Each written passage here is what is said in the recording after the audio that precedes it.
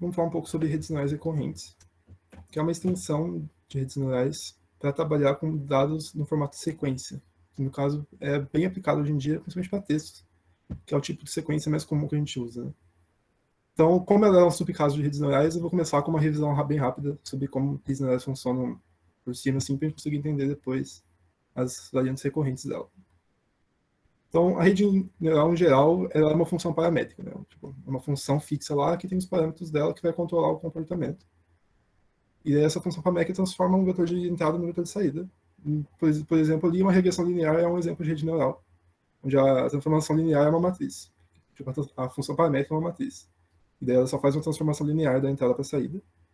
E uma LP de duas camadas também é uma rede neural. E é uma extensão disso, onde você tem duas camadas lineares com uma não linearidade no meio. E, tipo, é basicamente isso, uma rede neural é uma função paramétrica, onde você vai otimizar os parâmetros depois. E para isso a gente define uma função paramétrica e depois uma lois em cima. E se essa lois for derivável nos parâmetros, a gente consegue minimizar a lois usando SGD. E daí, com isso, a gente consegue encontrar os melhores parâmetros daquela família que a gente definiu para uma tarefa. E isso é o que é tão poderoso em redes neurais, que a gente consegue pegar qualquer função paramétrica e otimizar os parâmetros dela, né? Então aqui eu vou usar uma representação nessa aula, quase, tipo, muitas vezes, essa representação em grafo computacional, que é um grafo que está representando as operações que a gente vai fazer e os parâmetros dela. Então, aqui nesse caso, eu estou tendo um grafo que representa uma camada linear de uma rede neural. Isso aqui é uma camada linear, então é como se fosse uma camada só de uma rede. E ela recebe aqui 3 entradas, né, que é o nosso vetor de entrada x, e os dois parâmetros, o parâmetro w e o parâmetro b, que são os pesos. E daí é aquela transformação linear, né? Eu faço o w vezes x em multiplicação de matriz, e somo b, e isso é a saída da função linear. Um outro exemplo também é uma função, uma MLP de 2 camadas, que é isso aqui.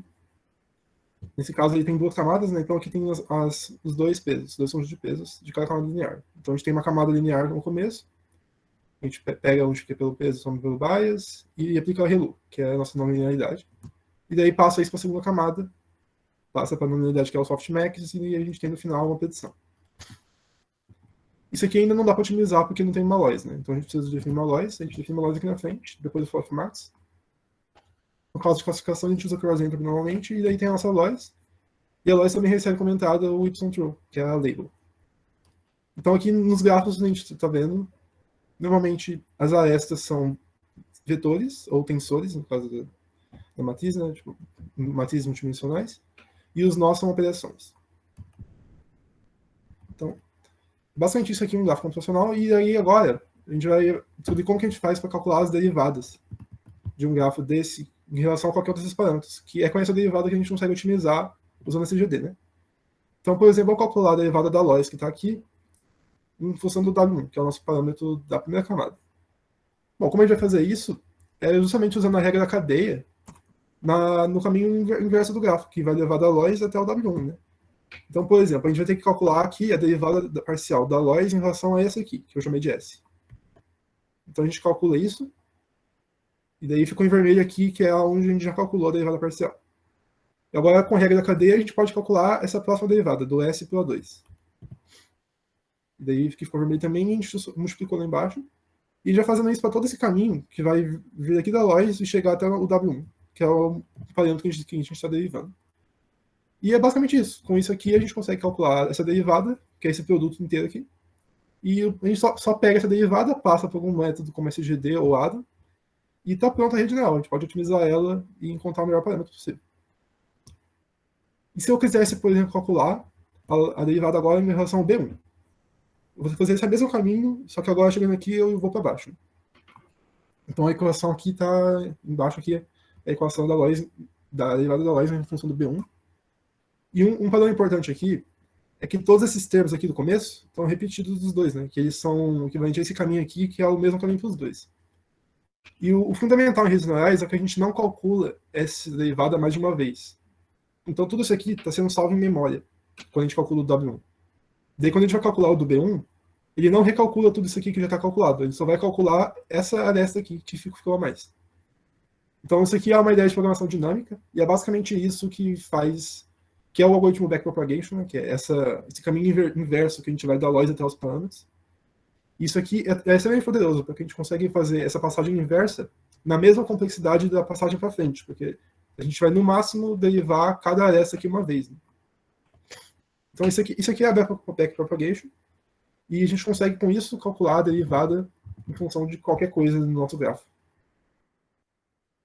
Isso aqui também é por isso que a rede neural ela é uma ferramenta tão boa para a gente trabalhar, porque a gente pode definir qualquer grafo computacional que a gente quiser, e desde que cada operação seja diferenciável, esse grafo pode ser o quão complexo a gente quiser, que a gente vai conseguir otimizar ele usando SGD. Porque a gente vai ter todas as derivadas de todos os parâmetros possíveis. Tá, então, basicamente, isso aqui é uma revisão rápida da ideia de redes neurais com backpropagation, especialmente backpropagation usando grafos. Né? Na prática, a gente não precisa implementar isso na mão, porque quando a gente está usando alguma biblioteca como o Keras, ou TensorFlow, ou PyTorch ou JAX, a gente implementa só o forward pass, que é o grafo mesmo, tipo as operações. Ele já passa uma operação para uma função, faz um mais outro, um vezes o outro. E tudo isso, a biblioteca vai salvando na memória o grafo. E daí ela calcula automaticamente para a gente as derivadas na passada inversa. Então, por isso também que fica tão fácil a gente desenvolver esses programas, né? Porque a gente não precisa se preocupar com isso. A gente só implementa o forward pass e o backward pass já vem implementado de graça usando as bibliotecas. Tá. Uma ideia bem importante aqui que a gente vai usar nessa aula, que a gente já usou na aula de CNN, é compartilhar parâmetros, que é você pegar o mesmo parâmetro e aplicar ele em mais de um ponto do seu grafo. Então, por exemplo, na convolução, a gente tem um filtro, que a gente já passando ele pela imagem inteira. Né? Então, esse filtro está sendo compartilhado o peso dele, porque a gente está pegando o mesmo filtro, multiplica aqui, o mesmo filtro depois vem e multiplica aqui, o mesmo filtro multiplica ali. Então, o mesmo parâmetro, que é o mesmo peso do filtro, está sendo multiplicado várias vezes. Então, ele vai ter vários nós no grafo, todos eles recebendo o mesmo parâmetro. Isso aqui isso é uma ideia extremamente poderosa com de parâmetros, porque ele diminui o número de parâmetros que você pode treinar. Então, a gente não precisa mais aprender uma matriz de pesos para a imagem inteira, a gente só aprende uma matriz 3x3 no nosso filtro. Isso reduz muito o overfitting, e eles são um viés indutivo útil. Tipo, o viés indutivo é a informação sobre o problema que você codificou na sua arquitetura que você montou. No caso da convolução, por exemplo, a gente está pegando esse peso e compartilhando ele no espaço. Né? Tipo, a gente está compartilhando ele em cada posição. E isso dá para a nossa rede um viés indutivo de imagem, porque a gente está codificando que, de algum jeito, a informação espacial faz sentido lá. Porque a gente está compartilhando esse peso na direção espacial. Então, com isso, a gente consegue codificar a informação que, se a gente quisesse que a rede aprendesse do zero, ia ser muito mais difícil. E com esse viés indutivo, a informação já está lá. Porque se a rede quer aprender a ser invariante a translação, é de graça. Tipo, ela já é por padrão usando convoluções. E uma consequência disso é que você precisa de muito menos dados para aprender uma função igualmente boa. Então, por exemplo, eu coloquei ali no dataset da ImageNet, que é uma que foi usada muito em visão computacional, tem 1 milhão de imagens, e CNN são o estado da arte, treinando do zero, sem usar Transfer Learning. Então, se você quer treinar uma rede neural do zero na ImageNet, você precisa de uma CNN, porque outras arquiteturas que não têm o viés indutivo de convolução, elas não conseguem aprender uma função muito boa. Mais recentemente, a Google tem um dataset que chama JFT300M, que tem 300 milhões de imagens. Esse dataset é privado, só a Google tem acesso a ele, mas ninguém. É até engraçado, porque às vezes sai algum paper que é para ser anônimo os autores, só que daí o paper está falando lá que a gente treinou essa rede no dataset JFT300M, então já dá para saber na hora que é da Google, e isso meio que quebra totalmente a ideia de revisão double blind nas conferências, mas fazer o quê? É difícil. Só que nesse dataset tem tantos dados que você não precisa de uma CNN. Você pode usar um transformer, que é uma arquitetura que foi feita para texto, para sequências, não necessariamente texto. E ele não tem esse viés de posição espacial, de imagem, de que uma coisa que está em dois lugares vai ter o mesmo padrão. Ele não tem esse viés. Só que esse dataset é tão grande que o transformer consegue aprender esse viés e mais informações úteis também. Então, no JFT300M, o estado da arte não é CNN, o estado da arte é transformer. Então, dá para ver que a ideia de compartilhar parâmetro diminui muito o número de dados que você precisa para ter uma função boa. E se você tem poucos dados, ele evita o overfitting de um modelo sem viés o suficiente. E outra coisa muito útil também é que ele permite entradas de tamanho variável, né? Porque se a gente pode passar uma imagem pequena ou uma imagem grande, a gente só vai passar o mesmo filtro fixo para ela inteira, então não tem problema. Um MLP não consegue isso. Né? Um MLP tem uma entrada fixa e é aquilo lá. Então, no nosso grafo, como que a gente faz para inserir o comportamento de parâmetros? Nesse caso aqui, é um MLP onde eu estou compartilhando os pesos e os vieses nas duas camadas lineares. Então, é como se fosse duas camadas lineares, só que elas têm os mesmos pesos, as duas camadas. Então, olha, eu estou pegando o W1, ele passa para esse Matmul, daí ele passa para o edge, e essa primeira camada é uma camada linear, essa é a saída. Na próxima também é uma camada linear, mas só que os pesos vêm direto aqui, são os mesmos pesos da camada anterior. Tá, é basicamente isso que a gente precisa fazer para compartilhar parâmetros. Num modelo implementado em alguma linguagem, a única coisa que você precisa fazer é quando você chamar essa função add da segunda vez, você passa a mesma variável que você passou na primeira. Você faz uma variável B1, passa o primeiro add, passa o segundo, e é isso. Então no forward pass isso é muito fácil de implementar. O problema é no backward pass, para a gente calcular a derivada, porque agora tem dois caminhos, né, para a gente passar. Por exemplo, se eu quero calcular a derivada em relação a B1, eu posso ir da Lois, passar pela segunda camada e vai direto para B1, ou então eu vou para a Lois, passo pela segunda camada, passo pela primeira camada e vou para o B1. Então tem dois caminhos. O que a gente faz é somar a derivada nos dois, para calcular a derivada no final. Então a gente calcula uma vez por aqui, calcula outra vez por aqui e soma os dois. A complexidade disso é a mesma do que se não tivesse compartilhando, né? Porque se não tivesse compartilhando, a gente ia ter que calcular essa derivada aqui de qualquer jeito. A única coisa é que a gente está somando tudo, acumulando no mesmo peso. Tá. Alguém tem alguma dúvida nessa parte de gráficos computacionais?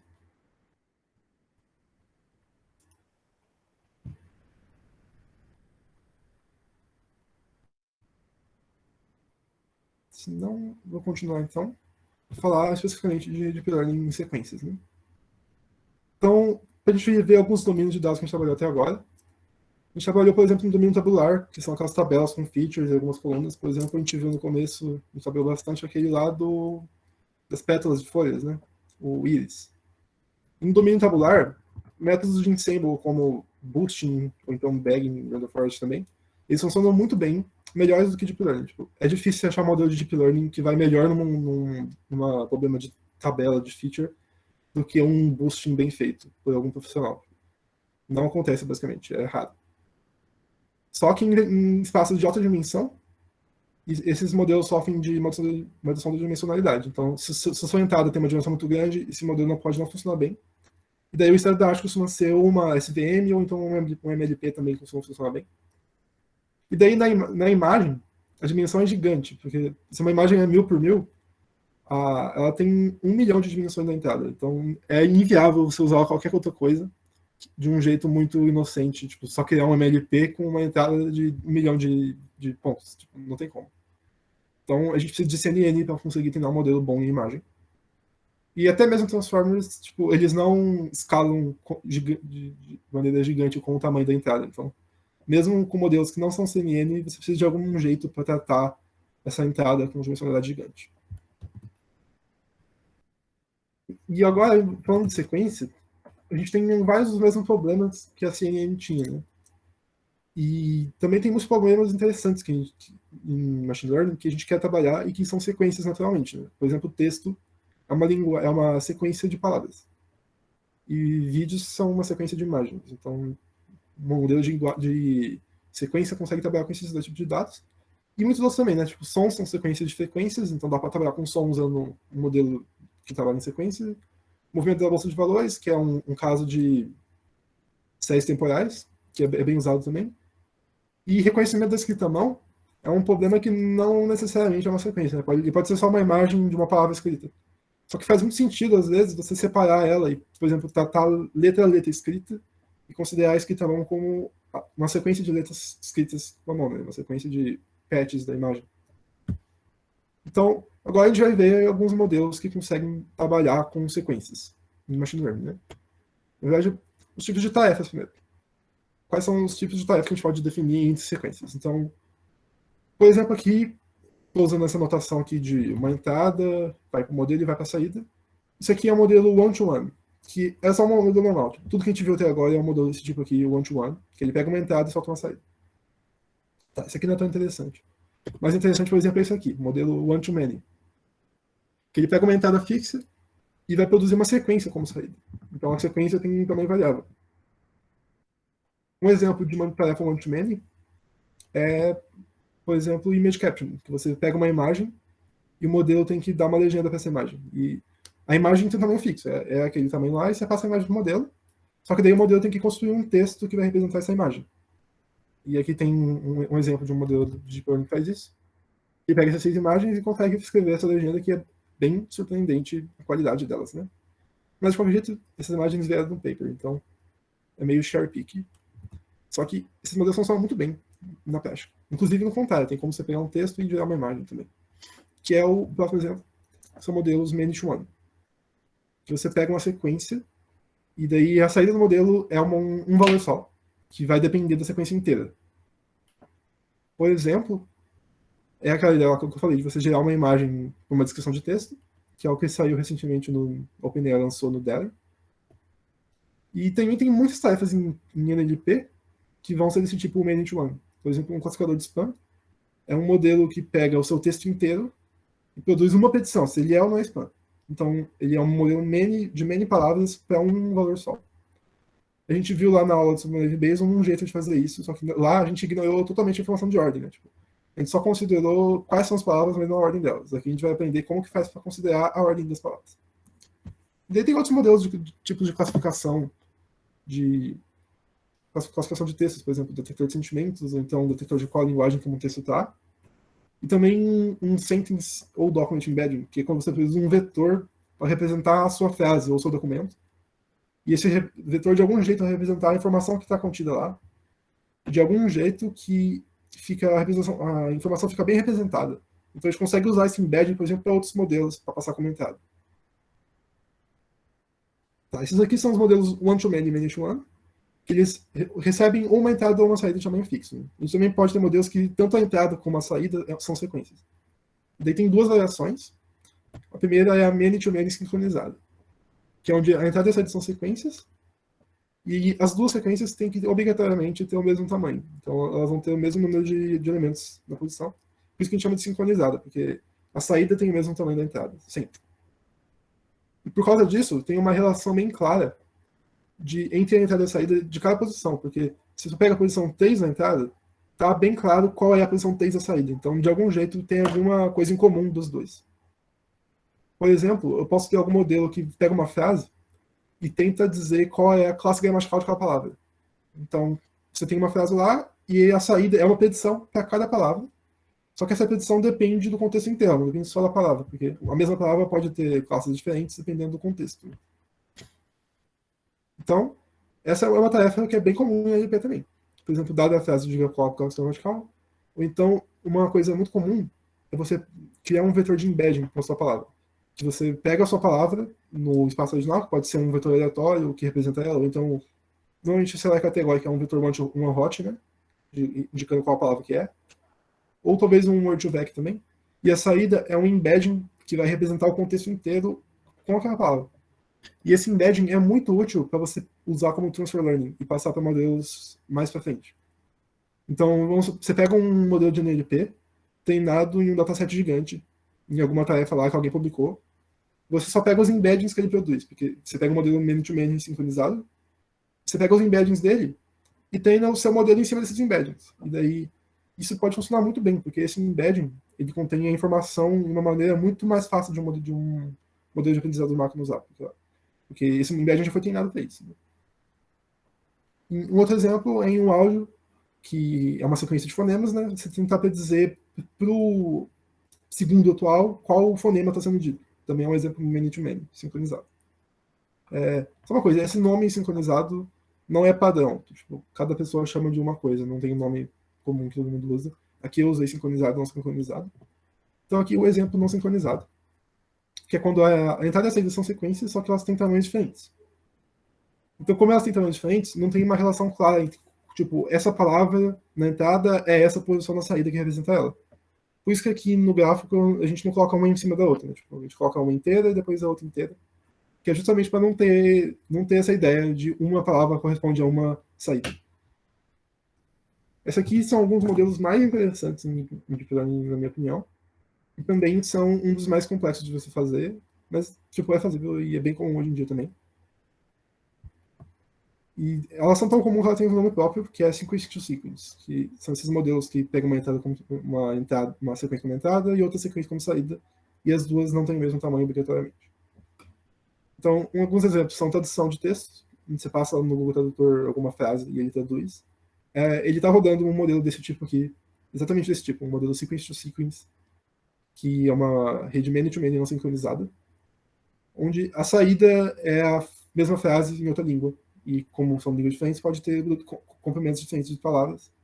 E também não tem uma palavra sempre corresponde a uma palavra da outra língua. Tipo, a mesma palavra em uma língua pode ser em duas na outra e assim por diante. E question answering também é uma aplicação disso em alguns casos. Question answering é quando a gente tem um modelo que recebe uma pergunta e ele responde ela. Normalmente com base em algum texto que tenha a resposta certa. Sei lá, você passa a Wikipedia para o seu modelo e faz uma pergunta e o modelo tem que buscar na Wikipedia a resposta. Alguma coisa assim. E se o modelo vai ter que produzir uma resposta em linguagem natural, a gente pode usar um modelo desse tipo. Uma outra aplicação é a sumarização, a gente vai resumir um texto numa versão menor dele, e também mudança de estilo. Por exemplo, eu já vi aplicações que você pega textos jurídicos, que são realmente difíceis de entender para quem não é advogado, né? E traduz ele para alguma forma fácil de entender. Então, tipo, tem todas aquelas palavras complicadas, tentando dizer alguma coisa que na verdade era para ser simples, e aí o modelo só traduz para uma coisa mais fácil de entender. Dá para usar o contrário também. Tipo, você escreve uma frase lá, o modelo traduz para alguma coisa que algum juiz vai achar bonitinho. Tá. Então, basicamente, esses aqui são os tipos de problema. Ninguém tem alguma dúvida nessa parte?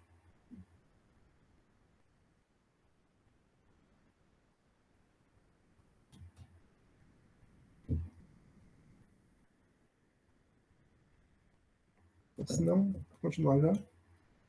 Falando de como que a gente faz para trabalhar com esses problemas em redes neurais mesmo. Então, um exemplo fundamental é a gente considerar como que a gente vai criar, por exemplo, uma rede neural com duas entradas em vez de uma. Então, aqui eu tenho uma camada linear que tem duas entradas, né? Tenho a entrada x1 e a entrada x2, eu multiplico cada uma por um peso e somo por um bias. E aqui está o grafo dela. É basicamente uma camada linear com duas entradas. Tem um x1, um x2 e matrizes de pesos diferentes. Um caso análogo é se a gente quiser uma rede neural com duas saídas. Aqui eu dei um exemplo de uma rede neural com duas saídas, que são duas camadas densas também, é uma MLP de duas camadas igual. Então a gente passa aqui uma entrada, calcula uma camada densa e passa por uma ativação. Nesse caso, as duas saídas são as duas camadas. Então, uma saída é a camada do meio e a outra saída é a camada da frente. Eu poderia também, se eu quisesse, colocar outra densa aqui, para fazer tipo uma única rede com duas cabeças e daí cada cabeça sai uma coisa diferente. É uma possibilidade. Mas nesse caso aqui não. Uma saída é a camada do meio e a outra saída é a última camada. E dá para combinar as duas ideias também. Dá para fazer uma rede com duas entradas e duas saídas. Ela tem duas entradas aqui embaixo, passa as duas para cá, vai para ativação, sai uma das saídas, passa por uma outra camada e sai para a segunda saída. Isso aqui são basicamente algumas mudanças bem pequenas na arquitetura que a gente vai usar nessa frente.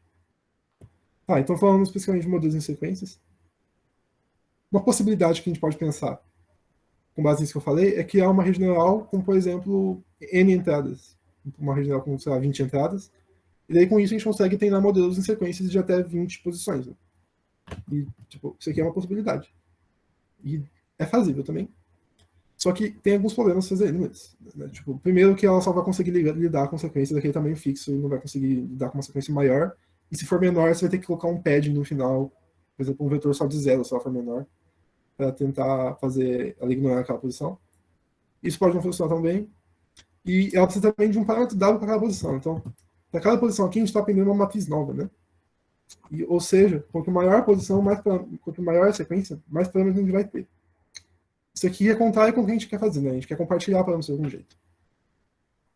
E, tipo, isso aqui é a mesma coisa que a gente está querendo usar um MLP para uma imagem. Tipo, não é uma boa ideia. A dimensão de entrada é muito grande para a gente usar um MLP que vai receber tudo, cada um como matriz. Não dá.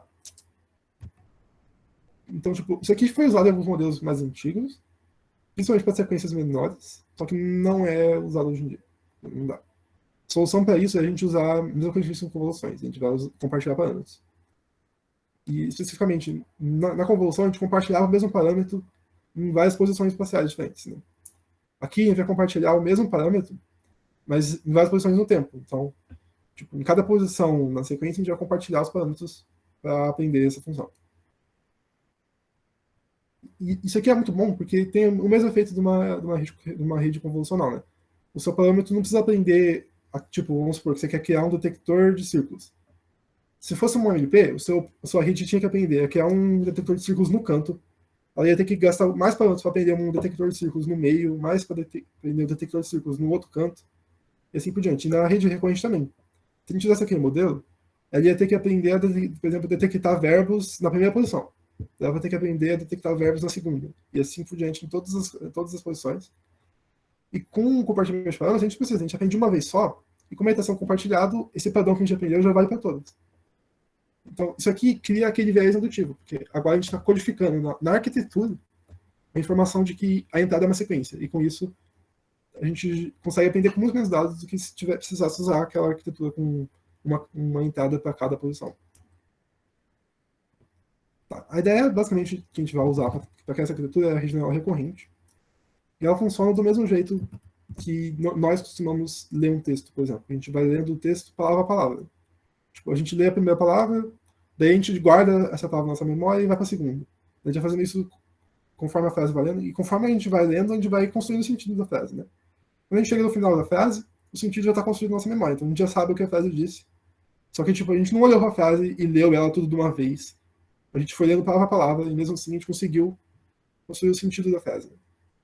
E também é assim como um processador da arquitetura de von Neumann funciona, né? Ele vai processando uma entrada posição a posição, porque ele só consegue fazer uma operação de cada vez, vai salvando os resultados intermediários na memória. E quando ele chega no final do final da sequência, o resultado do algoritmo está salvo na memória. Então, a rede neural recorrente tem esse mesmo processo, basicamente. Ela vai processar a entrada elemento por elemento. E, enquanto isso, ela mantém um estado interno, que é a memória dela, que vai passando informação de um passo para o outro. E daí, no final, o estado interno tem a informação da sequência inteira, tudo condensado, bonitinho, pronto para você aplicar o modelo. Tá, então, aqui, no caso, a gente vai construir uma rede neural recorrente do tipo many-to-many, que é aquela lá sincronizada.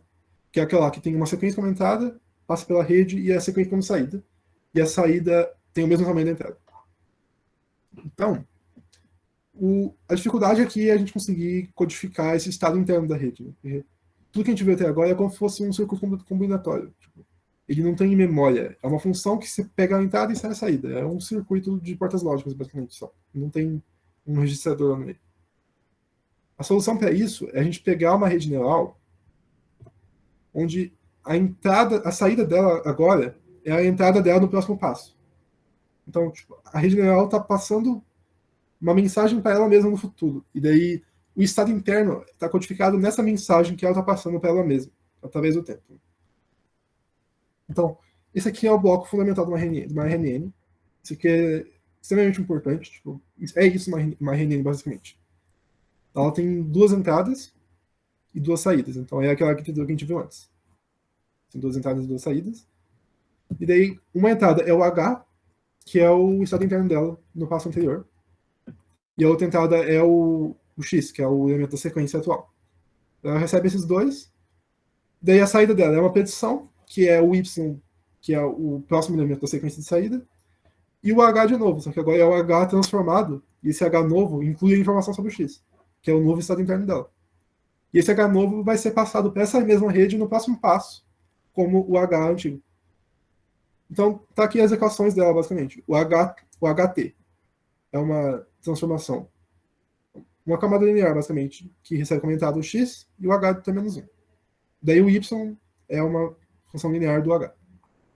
Clicar aqui no gráfico. Essa imagem é extremamente importante, porque é isso uma rede neural. Então, alguém tem alguma dúvida nisso aqui?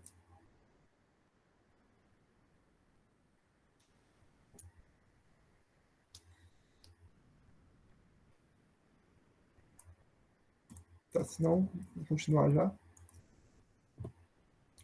Então, tipo, a rede neural recorrente, nesse formato aqui, ela consegue aprender uma função extremamente complexa, porque a cada passo ela pega a entrada atual, faz uma petição e processa essa entrada de algum jeito, que ela vai passar para o próximo passo na sequência, e no final a sequência vai ter codificada a informação o vetor, o Hzinho, no último passo, vai ter informação da sequência inteira codificada nele, porque ele foi passando de passo em passo na rede neural. Então, tipo, isso aqui é como a gente consegue pegar uma sequência e transformar ela num vetor só, que é esse Hzinho inteiro. E a gente também consegue fazer ao longo do caminho essa petição sincronizada, né? Que a gente já vai calculando um Y em cima de cada um. Tipo, essas redes são tão poderosas que, em algumas condições, elas são até tudo incompletas. Então, dá para calcular qualquer função computável por computador usando uma rede neural dessas. Tipo, isso aqui é... Ao mesmo tempo que é uma coisa extremamente forte falar isso, que essa rede neural é tudo incompleta, a gente tem que tomar cuidado, porque não é porque ela é tudo incompleta que a gente vai conseguir aprender uma função complexa usando SGD. Tipo, não dá para ter essa garantia, mas dá para ver o quão poderosa ela é. Só que ela tem as desvantagens dela, né? Tipo, a gente precisa processar tudo em sequência, então não é paralelizável. Eu não posso fazer em paralelo a posição 1 e a posição 2, porque para eu começar a posição 2, eu preciso do H da posição 1. Então não dá para paralelizar ao longo da sequência. Isso é a maior desvantagem em RNN, porque você não consegue fazer tudo em paralelo. E a gente quer fazer tudo em paralelo, porque se desse fazer em paralelo, a gente passa cada ponto da sequência para um núcleo da GPU, a GPU calcula tudo pra gente e sai tudo em um passo, tipo, N vezes mais rápido. Então, isso aqui tem um custo de tempo O de N. Os transformers que foram criados depois é basicamente um modelo de sequência também, só que ele é paralelizável na sequência. Então você consegue calcular tudo em paralelo, não precisa esperar um e o outro. E essa é uma das vantagens enormes de transformers comparado com essas redes, porque os transformers não são sequenciais. E além de ter um custo de tempo O de N, ela também tem um custo de memória O de N.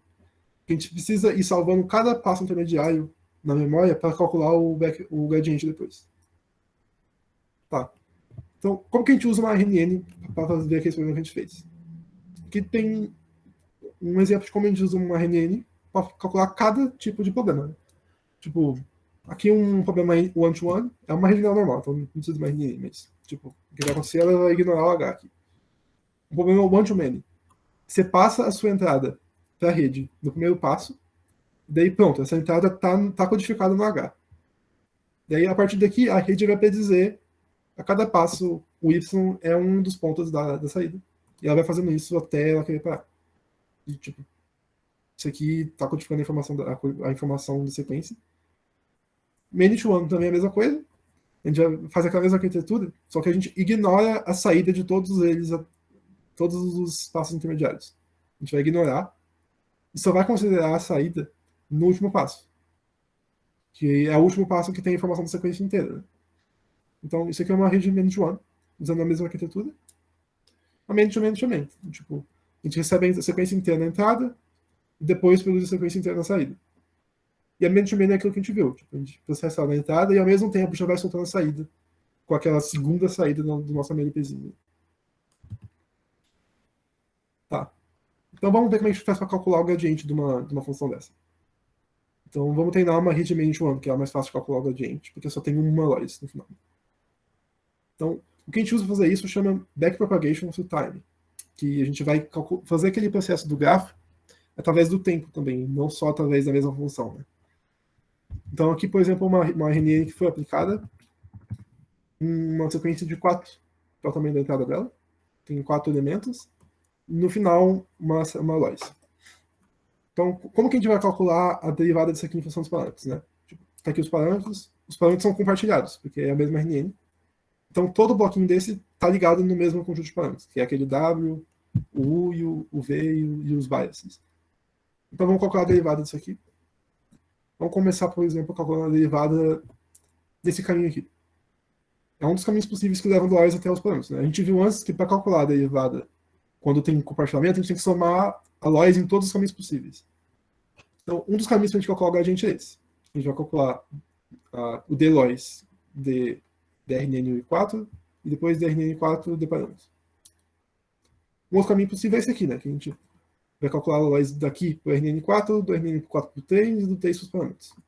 E assim por diante. A gente vai fazer isso todas as vezes e vai somar o gradiente em cada passo. Isso aqui parece lento, que a gente tem que calcular esse gradiente um monte de vezes, uma vez para cada ponto da sequência, mas não é tanto. Porque eu não preciso recalcular. Tipo, olha, nos 3, eu usei esse cálculo gradiente aqui da direita. Então eu não preciso calcular ainda 6 vezes. Eu calculo na primeira e guardo na memória. Daí na segunda eu já salvo lá. O resultado disso é que, de novo, o backpropagation tem a mesma complexidade do forward. Porque no máximo a gente vai calcular um cálculo de gradiente para cada aresta do grafo original. Então, basicamente isso, o backpropagation time. Ele tem custo de memória de n, porque a gente precisa salvar esses gradientes intermediários para não precisar recomputar. Ele tem custo de tempo de n. A gente pode diminuir o custo de memória se a gente quiser recalculando as coisas, então tem um trade-off. Que se a gente diminuir o custo de memória, a gente vai aumentar o custo de tempo. Em geral, a gente deixa do jeito que está e os dois ficam de n. E se a gente tivesse mais de uma lois, que é o caso, por exemplo, de uma many-to-many. Aqui a gente tem uma sequência de 4 elementos na entrada e 4 elementos na saída. Então tem essa lois aqui. Bom, para calcular o gradiente quando você tem mais de uma lois, é como se a gente somasse todas as losses. Então a gente faz a mesma coisa, a gente soma o gradiente, todos os gradientes possíveis, de todos os parâmetros para todas as losses. Então, por exemplo, na lois 4, a gente vai fazer aquilo que a gente fez. A gente vai calcular a lois daqui até aqui, depois daqui até aqui, vai para cá e volta para cá. Daí a gente vai calcular a derivada da lois em todos os parâmetros. Daí agora a gente vai fazer a mesma coisa, só que com a lois 3. Então vamos fazer a mesma coisa com a lois 3. Só que daí, tudo que está em verde, a gente já calculou no passo anterior, não precisa recalcular. Então, por isso que a gente adicionar essas lozes adicionais em cima não é custoso, tipo, é barato computacionalmente, porque a gente vai reusar a maior parte dos cálculos. A gente só vai precisar calcular de novo essa vermelha mais aqui, basicamente. Então, é bem barato. Tá. Basicamente, a gente concluiu a ideia principal de RNN. Alguém tem alguma dúvida?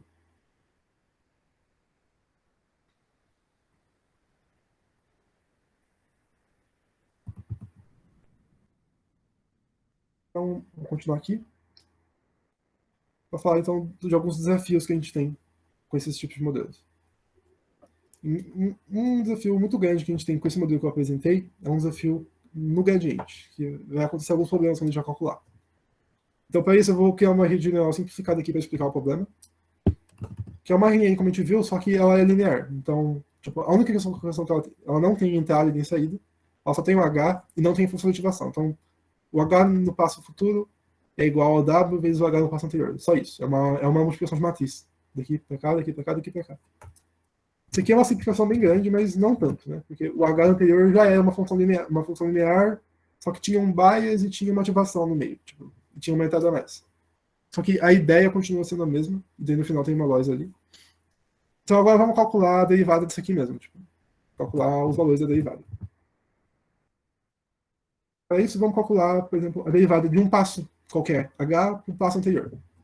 Bom, como isso aqui é uma função linear, a derivada é a própria matriz só que transposta, que seria jacobiana. Para a gente descobrir isso, é só a gente pegar essa função aqui, que é o h de t igual a wh de t menos 1. Se a gente calcular a jacobiana, que os dois são vetores, a gente vai chegar nisso aqui. Então, tipo, essa derivada parcial de uma RNN para outra é uma matriz só, basicamente. Então, é uma função linear também. Daí, qual é o problema? Se a gente quiser calcular a derivada da função inteira, tipo, da lois até o h0, vamos fazer isso. A derivada da lois até o h0 é o d lois pelo dhn, que vai ser a derivada aqui da corrente. Isso aqui não interessa pra gente. O que interessa são todos esses termos. A gente vai ter que derivar daqui da lois para cá, daqui para cá, daqui para cá, daqui para cá e daqui para cá. Só que todos esses termos aqui são iguais a WT, né? Que é o que a gente calculou antes. Porque a função é sempre uma função linear. Então, a gente pode fazer isso aqui. No final fica uma exponenciação de matriz.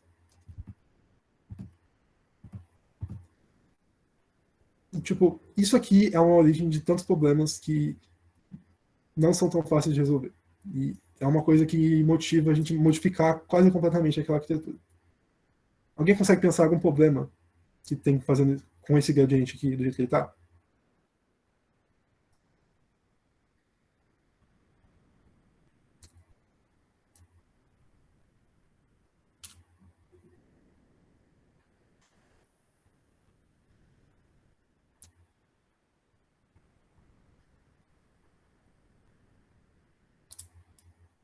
Tá, vou falar aqui então. Tipo, o problema lá é que o gradiente está sempre multiplicando, né? Então, no grafo ali, cada aresta, que é aquelas arestas vermelhas, é um termo que a gente vai multiplicar. No final, por causa da regra da cadeia, né? Então, conforme a gente calcula o gradiente de uma distância grande, a gente está multiplicando um monte de vezes pela mesma matriz. Então, e tipo, mesmo a reunião completa, quando a gente tiver uma função de ativação, mais entrada, bem mais complicada do que só aquela função linear, isso ainda acontece. O gradiente ainda vai estar multiplicando um monte de vezes pela mesma matriz. E daí, vamos imaginar o que acontece se fosse um número real. O que acontece se a gente multiplicar um número real por ele mesmo um monte de vezes? Se o número for menor que 1, ele vai multiplicando por ele mesmo, uma hora ele vai tender a zero. Né? Tipo, meio vezes meio é um quarto, depois vira um oitavo, ele vai diminuindo assim exponencialmente até ficar em zero. Então ele some o número. Se o número for maior que 1, ele explode. Ele vai crescer exponencialmente e vai explodir para o infinito, basicamente. E ele explode exponencialmente no expoente, então, ou seja, no número de camadas lá. E no caso aqui, eu não estou tratando com o número real, no caso ali é uma matriz, né, na rede neural. E com a matriz isso também tem o mesmo efeito. Só que em vez de falar, se o número é menor ou maior que 1, a gente fala do maior autovalor da matriz. Então, se a matriz tem autovalores maiores que 1, ela vai explodir, multiplicando pela mesma. E se ela tem autovalores menores que 1, ela vai sumir. Então, isso aqui dá origem a dois problemas em neurais recorrentes, que é o Exploding Gradient e o Vanishing Gradient, que são os equivalentes a esses dois casos, se a matriz tiver autovalores maiores ou menores que 1. O Exploding Gradient acontece quando a matriz, principalmente cai num caso desse, com um autovalor muito grande, daí ela explode o gradiente dela. Então, tipo, vamos supor que essa aqui é a nossa Lois. Ela estava aqui treinando, se inicializou aqui, fez um monte de passo gradiente, ela remexeu aqui. Daí, ela deu um passo para cá e foi parar numa parede da Lois, basicamente, que tem um gradiente gigante. Que é um ponto onde aquela matriz teve um autovalor muito grande. Você multiplicou ela pela mesma muitas vezes, então o gradiente explodiu. O que acontece no próximo passo do SGD? Isso aqui, ela vai dar um passo na direção do gradiente, né, que está de para cá. Só que a magnitude dele é tão grande que ela vai para uma direção completamente, tipo, absurda. Ela foi embora do gráfico, que nem coube no gráfico. Só que o que acontece? A gente estava treinando ela aqui, tipo, a gente inicializou aqui, depois de 4 épocas, ela chegou aqui e foi para cá e explodiu. Ou seja, tudo que a gente aprendeu até agora na rede foi perdido. Tipo, ela foi para uma região completamente diferente e tudo o progresso que a gente teve com o SGD sumiu. Então, tipo, por isso que Exploding Gradient não é um problema tão grande. Porque quando ele acontece, é óbvio. Tipo, a rede estava treinando bem, do nada a Lois dela subiu gigantemente. Tipo, ela literalmente explode. E justamente por causa disso, é um problema fácil da gente detectar, porque a sua rede só vai divergir, ela vai, tipo, uma Lois infinita vai virar basicamente lá. E é fácil de resolver. A gente resolve isso com gradient clipping. Porque basicamente a gente pega o gradiente, calcula a norma dele, e se a norma do gradiente for muito grande, que é o caso lá, né, quando ele estava na parede, a norma do gradiente era gigante, a gente diminui a norma dele para ficar no máximo do threshold, que no caso é V. Então ali, o que isso está fazendo basicamente é, se o nosso gradiente for maior que V, a norma dele, a gente faz um scaling dele para ele ficar exatamente na norma V. Isso impede que a rede vai dar um passo muito grande quando ela chegar na parede. Então aqui é uma comparação. Se a gente chegou nessa parede e não aplicou o gradient clipping, ela vai embora. Se a gente chegar na parede e aplicar, ela quer dar um passo enorme para cá. Só que ela não consegue porque o gradiente ficou limitado por aquele clipe. Então, o gradiente vai voltar só um pouquinho para a região onde estava tudo normal. Então, não tem problema ela explodir por uma época, porque no próximo passo já vai estar tudo normal por causa do clipe. Então, tipo, isso aqui é bem útil, principalmente às vezes você está treinando uma rede e daí ela começa a divergir na primeira época. Tipo, você dá 5 passos para ela e ela explodiu. Tipo, a Lois vai para o infinito, começa a aparecer NaN no seu log, tipo, dá tudo errado. E dá para resolver bem fácil usando o gradient clipping. Tipo, dependendo da biblioteca, um parâmetro que você passa para a função, e daí ele resolve muitos problemas para a gente. O outro problema, que é o vanishing gradient, que é quando aquela matriz tem autovalores pequenos, é bem mais difícil de resolver. Então, se essa matriz tiver autovalores menores que 1, a multiplicação repetida faz com que o gradiente desapareça depois de alguns passos. Então, ela não consegue atender dependências de longo prazo. Então, aqui um exemplo. Se a gente vai calcular a loss daqui para cá, depois já vai direto para cá, para o parâmetro, a gente vai multiplicar pelo WT uma vez. Então, o gradiente não vai sumir, ele vai chegar firme e forte. Tá, só que isso aqui é a derivada passando pelo tempo 4. Então, isso aqui só depende do x4, né? Se a gente for calcular agora a derivada em função do x2, agora a gente está multiplicando 3 vezes pelo w, pela matriz w. Então, se ela diminuir um pouquinho aqui ela já diminuiu 3 vezes mais. E isso aqui acontece exponencialmente. Então, nesse caso de 3 vezes, já provavelmente o gradiente já está bem menor. Qual é o resultado disso? O gradiente nesse passo aqui vai ser grande, e aqui o gradiente vai ser pequeno. No final, a gente vai somar tudo, né? E aplicar em SGD. Então, isso faz com que os passos anteriores não tenham influência nenhuma no gradiente. Então, a rede só aprende, ela só ignora a entrada daqui e aprende só a tratar com as entradas mais perto do sinal atual, porque o gradiente sumiu para as entradas anteriores. Isso aqui não dá para a gente só resolver do mesmo que a gente fez com o Explode, por exemplo, pegar o gradiente pequeno e aumentar ele. Porque lá no Explode, a gente viu que normalmente a gente está numa parede de loss alta e em volta está loss baixa. Né? No Vanity, a gente é como se fosse uma planície, tipo, tá tudo plano. Então, se você der um passo grande numa direção, continua plano, não adianta. Isso aqui tem um problema análogo em redes convolucionais também. Tinha esse mesmo problema, basicamente. Que em rede convolucional, a gente aplicava uma função, depois aplicava outra convolução. Lá não era sempre a mesma matriz, só que mesmo assim era uma matriz depois da outra. Dava o mesmo problema. Tipo, o gradiente da última camada em função da primeira camada sumia. E uma maneira que o povo encontrou para lidar com isso é a conexão residual.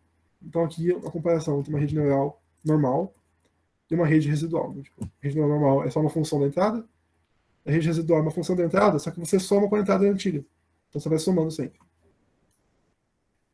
O efeito disso é que no nosso grafo aqui a gente cria 2 caminhos. Então, antes a gente só tinha um caminho da saída para a entrada, que tem que percorrer cada função. E aqui a gente tem 2. A gente pode passar pelo caminho de cima, onde tem as funções, e o caminho de baixo, onde é tudo adição. E o legal da adição é que, se a gente lembra lá de cálculo, a adição não afeta a derivada. Então, a derivada passa aqui sem ser afetada. Então, a derivada pode chegar aqui e passar para essa função, e ela já vem direto para cá. Então, não tem esse problema. Porque a derivada tem muitos caminhos para percorrer. Então, tipo, isso aqui facilita o treino, porque tem um caminho de baixo que é bem simples, então o gradiente passa.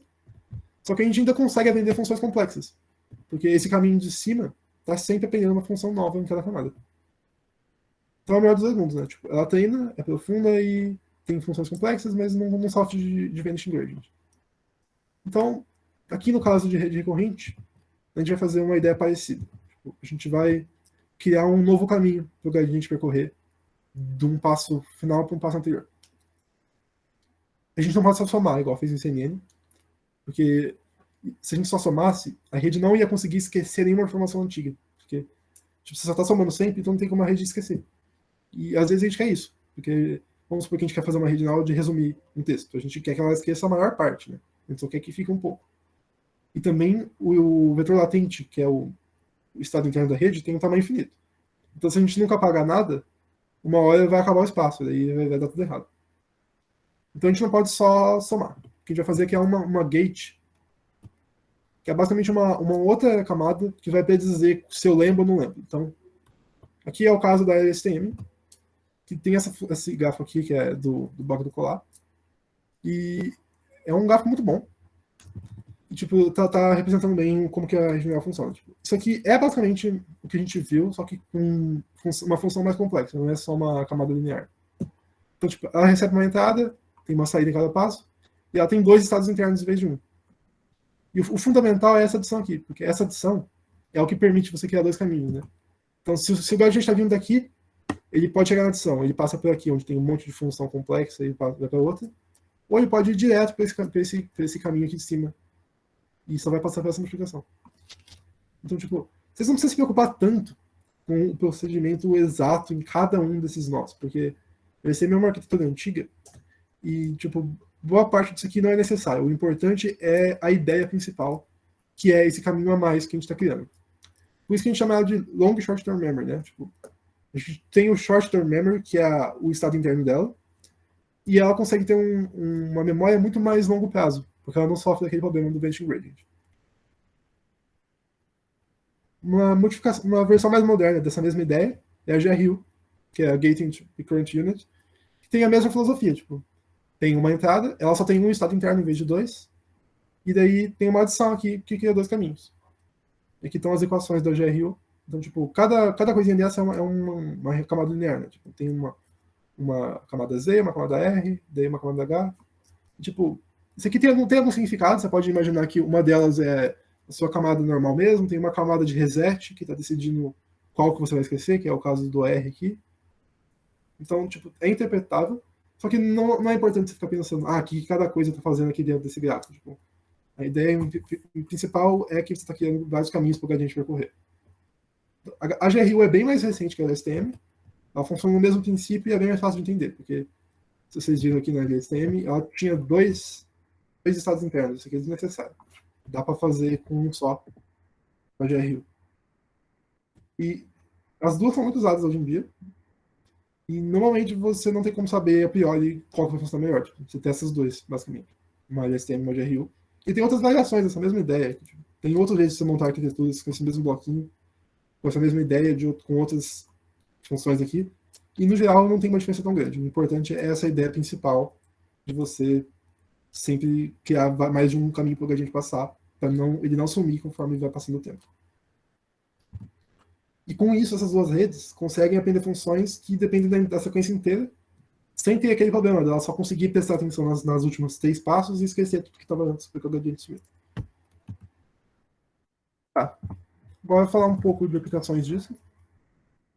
Tem algumas redes meio modificadas para falar de alguns problemas específicos. Por exemplo, redes autorregressivas, que é uma rede que a saída dela é uma papentada. Por exemplo, você quer uma rede que vai gerar texto. Então, como que você tem nela? Você passa texto pela entrada e ela tem que gerar o mesmo texto pela saída, só que shiftado. Né? Tipo, você passa a primeira palavra, ela tem que predizer a segunda. Daí você passa a primeira e a segunda, ela tem que predizer a terceira, e assim por diante.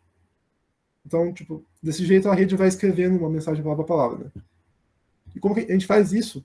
Com aquela arquitetura many-to-many sincronizada, que a cada passo ela já vai fazendo uma petição e já vai para o próximo. E daí ela se comporta de jeito um pouquinho diferente se a gente está treinando ou fazendo inferência. Então vamos ver quando a gente está treinando.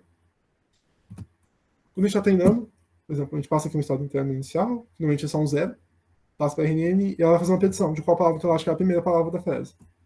Ela acha aqui, por exemplo, qualquer coisa que está aqui nessa petição dela, e a palavra certa que a gente está no nosso dataset é a palavra eu. Daí a gente passa para uma lois, que é essa distribuição, e a palavra eu, e calcula uma lois aqui. Daí agora no próximo passo, a gente passa a palavra eu, que é a primeira palavra mesmo. Daí ela vai fazer a predição de qual ela acha que é a segunda palavra. A palavra certa ainda gosto, daí passa aqui uma coisa, entra e calcula uma lois, e assim por diante.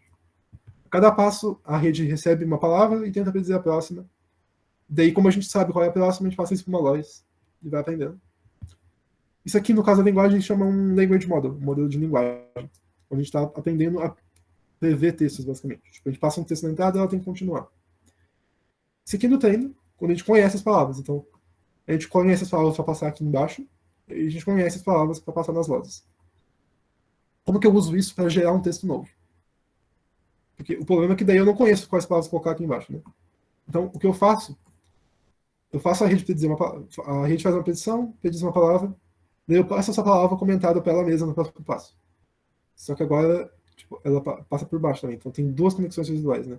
Uma pelo estado latente e uma pela predição feita aqui em cima. E assim por diante. No segundo passo, ela recebe a informação do comecinho aqui por esse caminho, ela recebe qual foi a palavra anterior e prediz a próxima e assim por diante. E é assim que aqueles modelos, tipo, o GPT funcionam, né? Tipo, eles vão recebendo todas as palavras até agora, predizem uma, passa a ser uma para ele mesmo no próximo e vai fazendo assim por diante. Tá. Agora, um outro exemplo, que é uma rede neural encoder-decoder. São as redes usadas no modelo sequence-to-sequence para aprender aquelas funções onde não sincronizadas, né? onde a entrada e a saída são sequências, só que elas têm tamanhos diferentes. Então, o que a gente faz é criar duas redes, um encoder e um decoder. O encoder vai codificar a sequência original e o decoder vai produzir a sequência nova. Né? Então, a gente usa normalmente um encoder many to one, que ele vai produzir um vetor que representa a fase original inteira. E o decoder, ele é autorregressivo, que é isso que a gente viu agora. Ele recebe a saída do encoder como entrada e produz a sequência de saída. Então, é isso aqui, basicamente. No caso aqui, ele está usando LSTM, né? Então, a gente vai passando as palavras para um encoder. No final, o encoder ele é many to one, então ele vai produzir um vetor W. Esse vetor representa essa fase inteira. Daí a gente passa esse W como entrada para o decoder. E o estado interno do encoder também vai para o decoder. Então, o decoder, a partir desse passo aqui, ele já tem informação da fase original inteira. Então, ele já consegue predizer a fase de saída. Daí o decoder é autorregressivo. Então, ele prediz uma palavra e passa para ele mesmo no próximo, e assim por diante. E no treino, a gente vai passando as palavras que a gente conhece aqui e vai fazendo uma lois para cada passo aqui em cima, igual a gente viu lá no autorregressivo. Tá, esse aqui é o modelo sequence to sequence. Não é o jeito ideal de fazer porque tem um bottleneck, né? Toda a informação da frase tem que caber nesse vetorzinho aqui. Então, tem modificações para a gente trabalhar com isso, mas não vai dar tempo de ver nessa aula. Mas mesmo assim, tipo, se você precisar sequence to sequence, vai aparecer os métodos de trabalhar com isso mesmo. Agora eu vou trabalhar de duas variações, tipo, de melhorar um pouquinho a rede neural recorrente, que é a RNN multicamada, onde a gente pega uma RNN many-to-many, sincronizada. Então, a sequência de saída tem o mesmo tamanho do original. Então, é uma sequência nova. A gente produziu uma sequência nova usando uma RNN. A gente pode pegar essa sequência nova e passar para outra RNN. Então, tá aqui uma RNN multicamada com LSTM de 3 camadas. A gente pega uma sequência, passa para uma LSTM. Essa LSTM vai produzir outra sequência. Passa para mais uma LSTM, passa para mais uma e no final a gente faz a predição aqui. Normalmente a gente não usa tantas camadas quanto em visão. Então, tipo, 4 camadas de LSTM é mais que o suficiente, porque uma só já é tudo incompleto, né? Então você não precisa de tantas assim. E aí também é difícil de calcular tudo isso aqui, porque tem que ser tudo sequencial, né? Tipo, você tem que passar do X1 para cá, daí o X1. Depois de calcular o X1 você pode fazer aqui, e depois de calcular o X1 você faz aqui. Então, aí você tem que fazer tudo em sequência, né? Não é nada muito paralelo, então não é tão eficiente. Só que funciona bem, e tipo, é bem usado na prática. Uma outra variação é uma RNN bidirecional, porque, igual a gente viu aqui, a RNN processa a entrada numa ordem, né? Tipo, da esquerda para a direita, normalmente. Só que, e se, por exemplo, o significado da palavra no começo depende do significado da palavra no final, o que pode acontecer. Por exemplo, às vezes a palavra depende do contexto, né? Se você fala uma palavra no começo, o significado dela vai depender do que aconteceu para frente. E a RNN não vai conseguir tratar isso, porque ela está processando tudo numa ordem fixa. Então, o que a gente faz é que é uma RNN bidirecional, que na verdade são duas RNNs. Então, a gente tem uma RNN na direção normal, que tem na outra na direção inversa, e concatena a saída das duas. Igual tá aqui. Tipo, a gente só pega a entrada de uma, passa para uma direção, pega a outra RNN, passa na outra e concatena. No final a gente tem uma sequência aqui em cima, e essa sequência representa a informação da sequência original nos dois sentidos. Porque ela recebeu a informação do forward e do backward. Então, isso aqui permite a gente usar modelos que processam a sequência nas duas direções. E são duas RNNs, né? Então o custo computacional dobra. A não ser que você diminua a dimensão pela metade. Só que em alguns casos é necessário. E dá para combinar tudo. Então, a gente combinar tudo porque é um modelo gigante, a gente pode fazer essa aberração aqui, que é uma LSTM multicamada bidirecional. Que é simplesmente insano, mas é usada na prática. Você pega uma LSTM de bidirecional, processa ela uma sequência, pega mais uma, faz isso várias vezes, no final faz uma saída. Por muito tempo, isso aqui foi o estado da arte, em muitas tarefas de NNP. Você pegar uma LSTM bidirecional, multicamada, e passar na sua sequência e produzir uma saída.